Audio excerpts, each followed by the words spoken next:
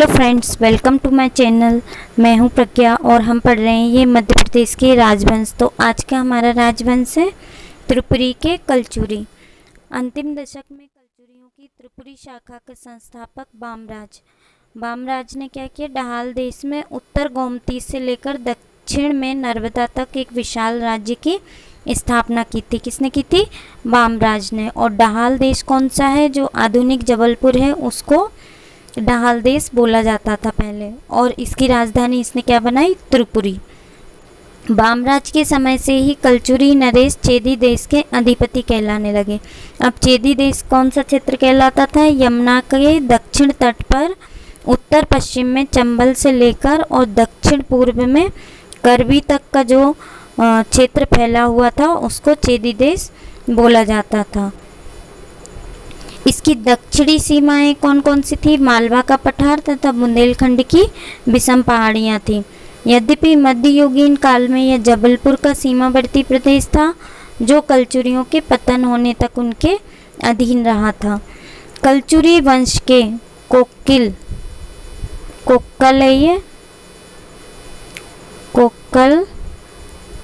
प्रथम ने इस वंश की भावी महानता का मार्ग प्रशस्त किया और इसने क्या किया? कन्नौज के प्रतिहार राजा भोज प्रथम से युद्ध किया। प्रतिहार उसके आक्रमणों को रोक न सका और कोक्किल ने राजपूताना की चढ़ाई के दौरान नरुष्कों को पराजित किया। नरुष्क कौन थे? सिंध के अरब सूबेदारों की सेवा में नियोजित तुर्क सैनिक थे ये तरुष्क। मुग्धतुंग कौन था? मुग्धतुंग इसका बड़ा पुत्र था। कोक्कल की महारानी थी नट्टा देवी। वो कहाँ की थी? चंदेल वंश की थी। और कोक्कल की जो पुत्री थी उसका विवाह राष्ट्रकूट जो वंश था उसके राजा कृष्ण द्वितीय के साथ हुआ था। और कोक्कल के 18 पुत्र थे जिनमें सबसे बड़ा था ये मुग्धतुंग।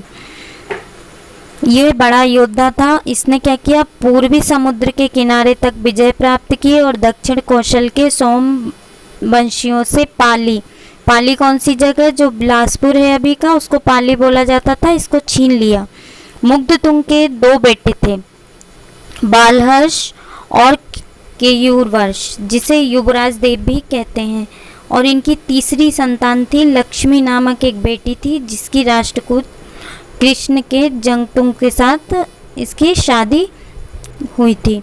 मुग्धतुंग के पश्चात उसका बड़ा जो बालहर्ष था, बड़ा बेटा, वो सिंहासन पर बैठा। लेकिन क्या हुआ कि इसकी निसंतान ही मृत्यु हो गई थी। और उसके पश्चात फिर युवराज, जिसको केयूरवर्ष जिसका नाम था और युवराज देव भी बोलते थे, वो गद्दी पर बैठा। युवराज देव अपने पराक्रम, शासन के लोक कल्याणकारी स्वरूप तथा शैव मत एवं विद्वानों को प्रदान किए गए संरक्षण के कारण इतिहास में विशिष्ट स्थान है इसका। युवराज देव का विवाह चालुक्य नरेश अवनिव वर्मन की पुत्री नोहला देवी के साथ हुआ था। उनकी पत्नी का नाम था नोहला देवी। एवं युवराज देव ने अपनी बेटी कुंदका का विवाह राष्ट्रकूट राजा अमोदवर्ष तृतीय के साथ किया था। इससे ये पता चलता है कि इनका चंदेल वंश और राष्ट्रकूट इनमें वैवाहिक संबंध थे। बिलहरी के शिलालेख में युवराज प्रथम की अत्यधिक प्रशंसा की गई। पड़ोसी राज्य जेजाक भुक्ति के राजा यशोवर्मन के हाथों युवराज पराजित हो गया। युवराज प्रथम साहित्य का महान आश्रयदाता था। इसने बाल रामायण, बाल भरत, कपूर मंजरी तथा काव्य मीमांसा के रचयिता राजशेखर उसकी साहित्य मंडली के मानजो नक्षत्र थे। ये सब इसके यहाँ पर नक्षत्र थे। युवराज देव ने गुर्गी, जो अभी रीवा जिला है उसको गुर्गी बोला जाता था, इसकी चंद्रेही, बिलहरी तथा अन्य स्थानों पर शिव के उत्कृष्ट मंदिरों और मठों का निर्माण कराया था। किसने कराया था? ये युवराज देव ने। भेड़ाघाट में एक गोलाकार खुली छत वाले मंदिर का निर्माण भी इसी ने कराया और उसे 64 योगिनियों को समर्पित किया और इसको गोलकी मंदिर कहते हैं। उसकी रानी ये नोहला ने दमोह जिले में नोहटा में नोहलेश्वर शिव मंदिर का निर्माण कराया है। दमोह जिले के नोहटा में है ये नोहलेश्वर शिव मंदिर। युवराज के बाद इसका पुत्र लक्ष्मण राज सिंहासन पर बैठा। लक्ष्मण राज ने बिलहरी का मठ मत्त मयूर शाखा के ये हृदय शिव नामक शिव गुरु को सौंप दिया था। किसको सौंपा इसने? हृदय शिव नामक शिव गुरु को ये मठ सौंप दिया था। यह मठ जबलपुर जिले में मुरबाड़ा से लगभग 8 मील दक्षिण पश्चिम में स्थित है। उसने शिव गुरु अधोर शिव को जबलपुर तथा दमोह के बीच मुख्य मार्ग पर स्थित नोहलेश्वर मंदिर इसका महंत भी नियुक्त किया था। उसने कारी तलाई, जो कटनी जिला है उसको क्या बोलते थे? कारी तलाई, और मुड़वारा तहसील में जो स्थित ग्राम है उसको कारी तलाई बोलते थे, के विष्णु मंदिर के लिए अनेक गांव दान भी किए थे इसने। अब लक्ष्मण राज के भी 2 बेटे थे, शंकरगढ़ और युवराज द्वितीय। वो युवराज प्रथम था, ये युवराज द्वितीय। उसने अपनी कन्या बोंथा देवी का विवाह चालुक्य वंशीय विक्रमादित्य चतुर्थ को इससे ब्याह करवाया। इसका बोंथा देवी का पुत्र अब तैलब था जो बहुत प्रतापी राजा हुआ। उसने दक्षिण के राष्ट्रकूट वंश का विनाश कर चालुक्य वंश की स्थापना की। लक्ष्मण राज के दोनों पुत्रों ने त्रिपुरी पर क्रमशः राज किया। युवराज देव द्वितीय के समय मालवा के राजा मुंज ने त्रिपुरी पर चढ़ाई कर दी और उसे हरा दिया। युवराज द्वितीय जो था इसने क्या किया कि मालवा के राजा जो मुंज थे इन्होंने क्या किया?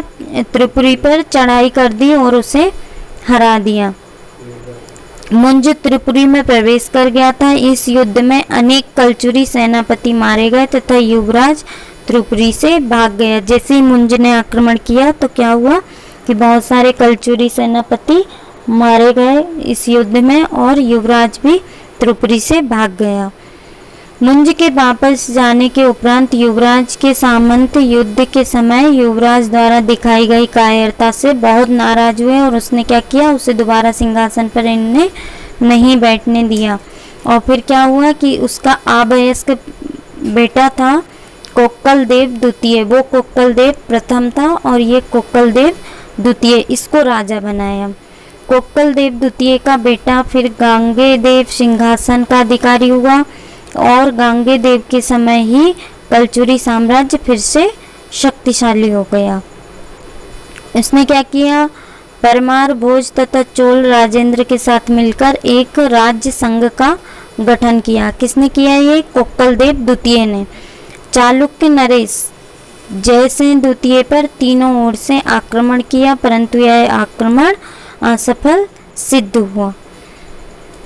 उत्तर में भारत के कांगड़ा घाटी तक आधिपत्य स्थापित किया तथा प्रतिहारों के पतन के पश्चात प्रयाग और बनारस को भी इसने अधिकार कर लिया। बाद में भोज परमार से उसका क्या हुआ? फिर झगड़ा हुआ और वह उससे परास्त हुआ। और इसने क्या किया? गांगे ने लक्ष्मी के छापे वाले, मतलब लक्ष्मी जी के छापे वाले सोने के सिक्के भी गांगे ने जारी किए थे जो कि चंदेलों, गहरवार और तोमरों में लोकप्रिय थे। जारी किसने किए थे? गांगे ने, और चंदेलों, गहरवार, तोमरों में ये लोकप्रिय थे। यह सिक्के सुदूर कश्मीर तक भी उपयोग में लाए जाते थे। मरने के पूर्व उसने कर्णदेव को राज्य सिंहासन पर बिठाया और अपनी 100 रानियों के साथ प्रयाग चला गया। कर्णदेव कलचुरी राजाओं में सबसे अधिक प्रतापी राजा हुआ। मालवा के शासक भोज को हराने के लिए उसने गुजरात के भीम प्रथम से संधि की और इसका पुत्र यश कर्णदेव था, उसको जीवित अवस्था में ही इसने राज्य सौंप दिया। संधि किसके साथ हुई थी? गुजरात का जो भीम प्रथम था, और क्यों की गई थी? मालवा के शासक भोज को हराने के लिए। इसके बाद कर्ण एक शक्तिशाली शासक, महान निर्माता, धर्म एवं साहित्य का आश्रयदाता था। भेड़ाघाट से प्राप्त हुए नरसिंह अभिलेख, ये जो अभिलेख या शिलालेख है, इसमें उल्लेख है कि हूण और पांड, मुदल, कुंग, वंग, किलिंग तथा कीर के राजा, ये वो प्लेस थे उस टाइम के, इसके शौर्य से ये कांपते थे। किसके? कर्ण के शौर्य से ये कांपते थे। उसने कर्णावती नगरी अपने नाम पर बनवाई थी। और कहाँ पर है ये वर्तमान में? करनबेल, जबलपुर से 6 मील दूर है ये अभी। अगला कलचुरी ये गय कर्ण हुआ। इसके 2 पुत्र नरसिंह तथा जयसिंह हुए। उसके उत्तराधिकारी नरसिंह से संबंधित भेड़ाघाट के शिलालेख के अनुसार कहाँ पर मिला है शिलालेख? भेड़ाघाट में। अल्लड़ देवी द्वारा बैद्यनाथ नामक शिव मंदिर का निर्माण कराया, जिसके साथ एक मठ, एक व्याख्यानशाला और एक उद्यान संलग्न था। नरसिंह के पश्चात उसका भाई जयसिंह देव गद्दी पर बैठा। इसकी 2 रानियां थीं, जिनमें से एक कल्लड़ देवी का उल्लेख, कल्लड़ देवी जो थी उसका उल्लेख जबलपुर पट्टों में है। जबलपुर से लगभग 16 किलोमीटर दूर गौसलपुर गांव दूसरी रानी के नाम पर बसाया गया। पहली रानी जो थी कल्लड़ देवी, इसका उल्लेख जबलपुर में मिला है, और दूसरी जो गौसलपुर गांव है वो दूसरी रानी के नाम पर बसाया गया था। फिर जयसिंह के बाद उसका पुत्र विजय सिंह उत्तराधिकारी हुआ और कलचुरी का अंतिम शासक भी, और इसका पुत्र अजय सिंह था। लेकिन इसके राजत्व जो काल था, राज करने का जो समय था, उसका कोई लेख प्रकाश में अभी तक नहीं आया है। तो ये आपका हो गया कि त्रिपुरी के कलचुरी। अब हमको नेक्स्ट जो पढ़ना है हमारा आएगा चंदेल वंश, वो हम अगले वीडियो में पढ़ेंगे।